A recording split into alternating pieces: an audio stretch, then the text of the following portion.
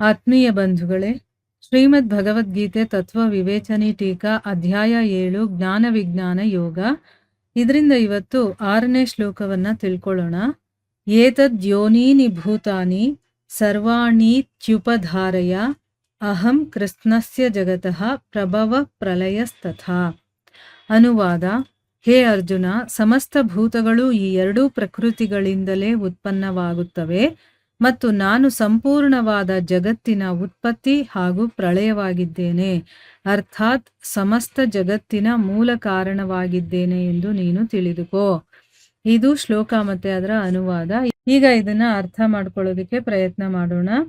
ಪರ ಮತ್ತೆ ಅಪರ ಪ್ರಕೃತಿಗಳ ಸ್ವರೂಪ ಹೇಗಿರುತ್ತೆ ಅದನ್ನ ಹೇಳಿ ಈಗ ಭಗವಂತ ಎರಡೂ ಪ್ರಕೃತಿಗಳೇ ಚರಾಚರ ಸಂಪೂರ್ಣ ಭೂತಗಳಿಗೆ, ಅಂದ್ರೆ ಈ ಜಗತ್ತಲ್ಲಿ ಏನೇನು ಜೀವಗಳಿದೆಯೋ ಅದಕ್ಕೆಲ್ಲ ಈ ಎರಡು ಪ್ರಕೃತಿಗಳೇ ಕಾರಣವಾಗಿದೆ.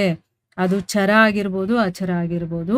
ಮತ್ತೆ ನಾನು ಈ ಎರಡೂ ಪ್ರಕೃತಿಗಳ ಸಹಿತ ಇಡೀ ಜಗತ್ತಿಗೆ ಮಹಾ ಕಾರಣನಾಗಿದ್ದೇನೆ ಅಂತ ಅಂದ್ಬಿಟ್ಟು ತಿಳಿಸ್ತಾ ಇದ್ದಾನೆ.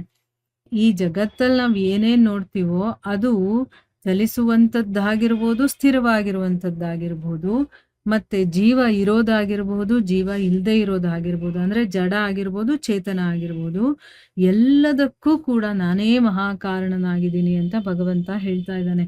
ಈ ಶ್ಲೋಕದಲ್ಲಿ ಹೇಳ್ತಾನೆ ಅರ್ಜುನನಿಗೆ, ಈ ಅರ್ಜುನ, ಇಡೀ ಭೂತಗಳು ಈ ಎರಡೂ ಪ್ರಕೃತಿಗಳಿಂದಾನೇ ಉತ್ಪನ್ನವಾಗುತ್ತೆ, ಮತ್ತೆ ನಾನು ಸಂಪೂರ್ಣವಾದ ಜಗತ್ತಿನ ಉತ್ಪತ್ತಿ ಮತ್ತೆ ಪ್ರಳಯವಾಗಿದ್ದೀನಿ. ನಾನೇ ಉತ್ಪತ್ತಿ ಮಾಡುವಂಥವನು, ನಾನೇ ಪ್ರಳಯ. ಅಂದ್ರೇನು, ಎಲ್ಲ ಸಮಸ್ತ ಜಗತ್ತಿನ ಮೂಲ ಕಾರಣನಾಗಿದ್ದೀನಿ ಅಂತ ನೀನು ತಿಳ್ಕೊ ಅಂತ ಅಂದ್ಬಿಟ್ಟು ಈ ಒಂದು ಶ್ಲೋಕದಲ್ಲಿ ಅರ್ಜುನನಿಗೆ ಭಗವಂತ ಹೇಳ್ತಾ ಇದ್ದಾನೆ.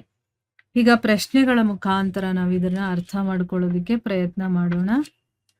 ಮೊದಲನೇ ಪ್ರಶ್ನೆ, ಇಲ್ಲಿ ಸರ್ವಾಣಿ ಅನ್ನುವಂಥ ವಿಶೇಷಣದ ಜೊತೆ ಭೂತಾನಿ ಅನ್ನುವಂಥ ಪದ ಯಾವುದರ ವಾಚಕವಾಗಿದೆ? ಮತ್ತೆ ಅಪರ ಮತ್ತೆ ಪರ ಈ ಎರಡೂ ಪ್ರಕೃತಿಗಳು ಅವನ ಯೋನಿ ಹೇಗೆ ಆಗಿದೆ ಅಂತ ಅಂದ್ಬಿಟ್ಟು ಪ್ರಶ್ನೆ ಕೇಳ್ತಾ ಇದ್ದಾರೆ. ಉತ್ತರ ಏನು ಅಂತಂದ್ರೆ, ಸ್ಥಾವರ ಮತ್ತೆ ಜಂಗಮ ಅಂದ್ರೆ ಏನು? ಅಚರ ಮತ್ತೆ ಚರ, ಸಣ್ಣ ದೊಡ್ಡ ಸಜೀವ ಎಲ್ಲ ಪ್ರಾಣಿಗಳ ವಾಚಕವಾಗಿ ಇಲ್ಲಿ ಭೂತಾನಿ ಅನ್ನುವಂಥ ಪದ ಇದೆ. ಯಾವುದೇ ಆಗಿರ್ಬೋದು, ಆ ಎಲ್ಲ ಸಜೀವ ಜೀವ ಇರುವಂತ ಎಲ್ಲಾ ಪ್ರಾಣಿಗಳ ವಾಚಕವಾಗಿ ಇಲ್ಲಿ ಭೂತಾನಿ ಅಂತ ಶಬ್ದವನ್ನ ಕೊಟ್ಟಿರುವಂಥದ್ದು. ಇಡೀ ಸಜೀವ ಪ್ರಾಣಿಗಳ ಉತ್ಪತ್ತಿ, ಸ್ಥಿತಿ ಮತ್ತೆ ವೃದ್ಧಿ, ಅಂದ್ರೆ ಅದು ಹುಟ್ಟೋದು, ಕೆಲವು ಕಾಲ ಅದು ಇರುತ್ತೆ, ಮತ್ತೆ ಅದು ವೃದ್ಧಿ ಆಗತ್ತೆ ಅಲ್ವಾ, ಉತ್ಪತ್ತಿ ಆಗುತ್ತೆ, ಸ್ಥಿತಿ ಮತ್ತೆ ವೃದ್ಧಿ. ಈ ಅಪರ ಅಂದ್ರೆ ಜಡ ಮತ್ತೆ ಚೇತನ, ಈ ಎರಡೂ ಪ್ರಕೃತಿಗಳ ಸಂಯೋಗದಿಂದಾನೇ ಇದಾಗುವಂಥದ್ದು. ಈಗ ಜಡ ಒಂದೇ ಇದ್ರೂ ಆಗೋದಿಲ್ಲ, ಎರಡರ ಸಂಯೋಗ ಆದಾಗ್ಲೇನೆ ಇದಾಗುವಂಥದ್ದು. ಅದಕ್ಕೋಸ್ಕರ ಅವುಗಳ ಉತ್ಪತ್ತಿಯಲ್ಲಿ ಇದೇ ಎರಡು ಕಾರಣಗಳಾಗಿದೆ. ಇದೇ ಮಾತನ್ನ 13ನೇ ಅಧ್ಯಾಯದ 26ನೇ ಶ್ಲೋಕದಲ್ಲಿ ಅದನ್ನ ಏನಂತ ಕರೆದಿದ್ದಾನೆ? ಕ್ಷೇತ್ರ ಮತ್ತೆ ಕ್ಷೇತ್ರಜ್ಞನ ಹೆಸರಿನಿಂದ ಅದನ್ನ ಹೇಳಿದಾನೆ. ಸೊ ಮುಂದಿನ ಪ್ರಶ್ನೆ ಏನು? ಸಂಪೂರ್ಣ ಜಗತ್ತು ಯಾವುದರ ವಾಚಕವಾಗಿದೆ? ಮತ್ತೆ ಭಗವಂತ ತನ್ನನ್ನೇ ಅದರ ಉತ್ಪತ್ತಿ ಮತ್ತೆ ಪ್ರಳಯ ಅಂತ ಹೇಳಿದಾನಲ್ಲ, ಇದರ ಒಂದು ಅರ್ಥ ಏನು ಅಂತ ಕೇಳ್ತಾ ಇದ್ದಾರೆ. ಉತ್ತರ ಏನು ಅಂತಂದ್ರೆ, ಈ ಜಡ ಚೇತನ ಮತ್ತೆ ಚರಾಚರ ಸಮಸ್ತ ವಿಶ್ವದ ವಾಚಕವಾಗಿ ಜಗತ್ತನ್ನುವಂತ ಶಬ್ದ ಬಂದಿದೆ. ಇದರಲ್ಲಿ ಜಡನೂ ಇದೆ, ಚೇತನನೂ ಇದೆ, ಚರ ವಸ್ತುಗಳು ಇದೆ, ಅಚರ ವಸ್ತುಗಳಿದೆ. ಎಲ್ಲವೂ ಕೂಡ ಈ ವಿಶ್ವದಲ್ಲಿ ಏನೇನಿದೆಯೋ ಎಲ್ಲವೂ ಸೇರಿ ಇದಕ್ಕೆ ಜಗತ್ತು ಅನ್ನುವಂಥ ಶಬ್ದ ಬಂದಿದೆ.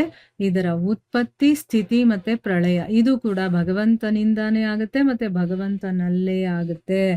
ನೋಡಿ, ಅವನಿಂದನೇ ಈ ಸೃಷ್ಟಿನೂ ಆಗೋದು, ಅದು ಸ್ಥಿತಿನೂ ಕೂಡ ಅವನಿಂದಾನೇ ಆಗೋದು, ಪ್ರಳಯ ಕೂಡ ಅವನಿಂದಾನೇ ಆಗೋದು, ಮತ್ತು ಅವನಲ್ಲೇ ಆಗುತ್ತೆ ಅಂತ ಹೇಳಿದ್ದಾರೆ. ಇದಕ್ಕೆ ಒಂದು ಎಕ್ಸಾಂಪಲ್ ಕೊಟ್ಟು ಹೇಳ್ತಾ ಇದ್ದಾರೆ. ಮೋಡಗಳು ಆಕಾಶದಲ್ಲೇ ಉತ್ಪನ್ನವಾಗುತ್ತೆ, ಆಕಾಶದಲ್ಲೇ ಇರುತ್ತೆ, ಮತ್ತೆ ಆಕಾಶದಲ್ಲೇ ವಿಲೀನವಾಗುತ್ತೆ, ಮತ್ತೆ ಆಕಾಶವೇ ಅದರ ಏಕಮಾತ್ರ ಕಾರಣ. ಆಕಾಶ ಇರೋದ್ರಿಂದನೇ ಇದೆಲ್ಲ ಆಗುವಂಥದ್ದು, ಮತ್ತೆ ಆಧಾರ ಕೂಡ ಆಕಾಶನೇ ಆಗಿರುತ್ತೆ.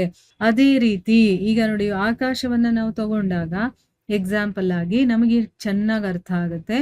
ಆಕಾಶದಲ್ಲೇ ಮೋಡಗಳು ಉತ್ಪತ್ತಿ ಆಗೋದು, ಅಲ್ಲೇ ಇರುತ್ತೆ, ಅಲ್ಲೇ ಅದು ವಿಲೀನವಾಗುತ್ತೆ.